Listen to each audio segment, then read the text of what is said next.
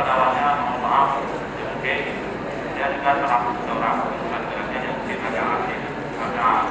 tidak pada kesempatan kita yang dengan kasih jadi sepakat atas